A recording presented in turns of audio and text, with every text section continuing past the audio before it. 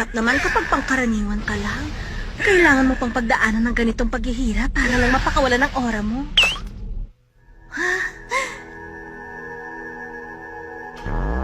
Peggy, bahala ka na dyan.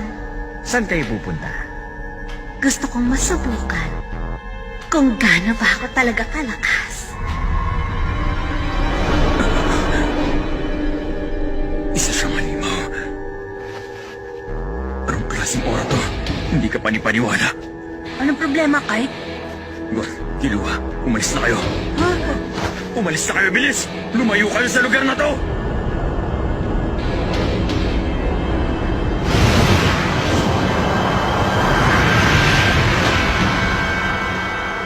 Halika.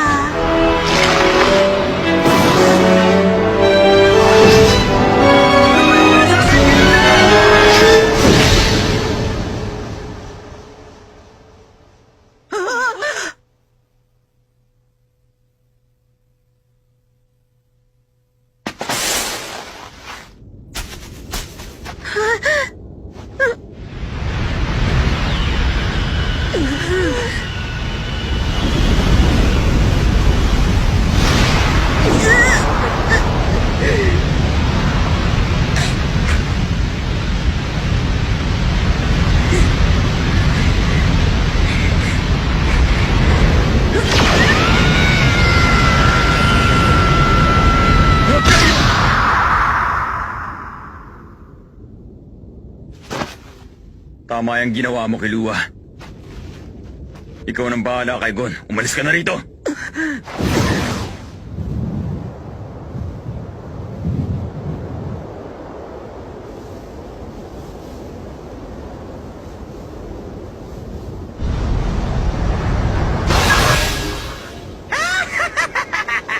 Naku, mukhang tagilid ka na talaga ngayon. Tingnan natin kung suswertehin ka. Number 3! Wow, kaya niyo rin palang gawin yan.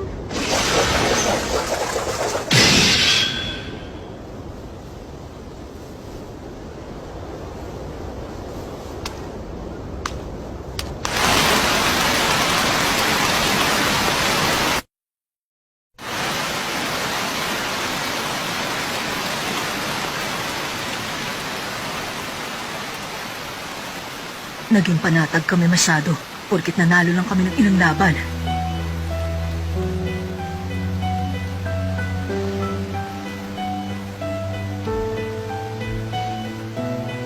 Napakalakas ni Kite kumpara sa amin, pero kahit siya walang nagawa laban sa bagay na yun, alam niyang mahina kami. Yun ang katotohanan. At siguro kung nag-iisa si Kite noon, hindi sana siya mapuputulan ng braso.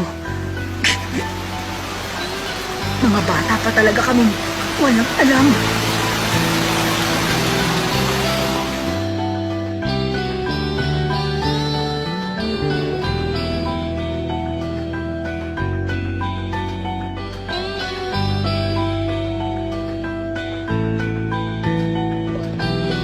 Teka!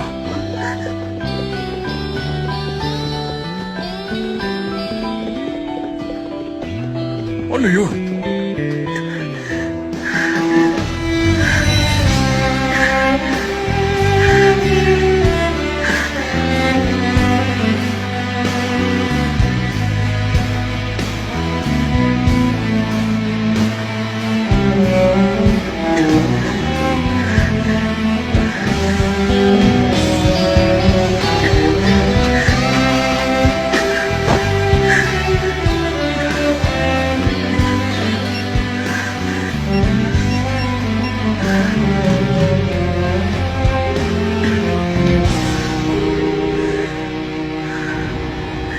Ano?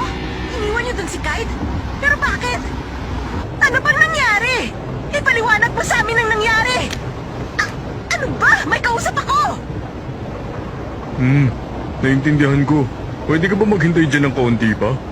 Malapit na. Papunta na kami ngayon sa kinaroroonan ninyo. Kasama namin ang mga taga-Hunter Association.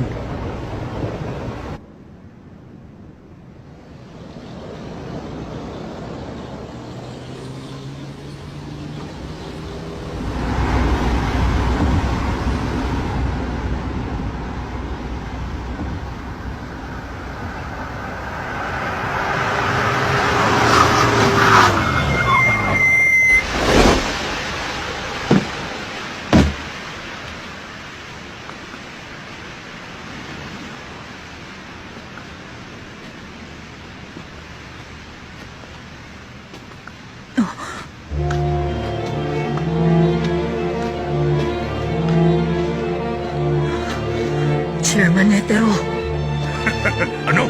Mga bata lang pala to eh. Hindi kasi lahat ng lugar pwede nyo gawing palaruan. Kundi may masasaktan. Umuwi na lang kayo sa mga nanay ninyo. Tama na yan, Mr. Morel. Nakakaawa naman sila. Ikaw na rin ang nagsabi, mga bata lang sila.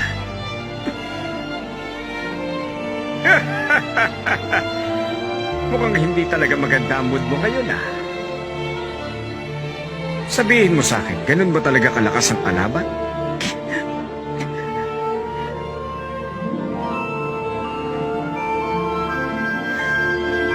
may isa sa kanilang nakakagamit ng nen. Doon lang ako nakakita ng ganon. Ng orang ganon kaitim. Masahol pa sa kuya ko. O kay Hisoka.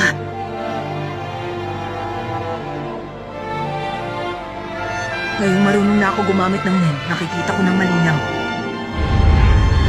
Napakalakas ninyong tatlo, walang duda ron. Pero kahit na, hindi ko pa rin makita kung paano kayo mananalo sa kanya.